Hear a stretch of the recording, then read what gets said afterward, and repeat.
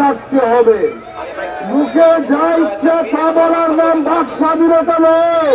গত 70 বছর জোর জবরদস্তি করে জনগণের ম্যান্ডেটের বাহিরে যারা ক্ষমতা ছিল, এক সময় তারাও ক্ষমতায় টিকে থাকতে পারে নাই।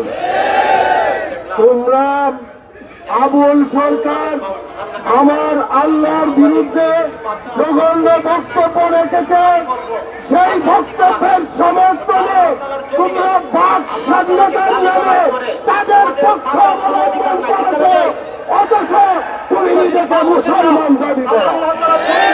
মনে রাখতে হবে, বাক স্বাধীনতার সীমা থাকতে হবে।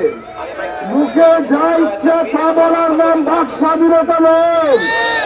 মুখে যা ইচ্ছা তা বলবে আর সেটাকে বাক স্বাধীনতার নামে চালিয়ে দেবে, তৌহিদি জনতা এটাকে সহ্য করবে না।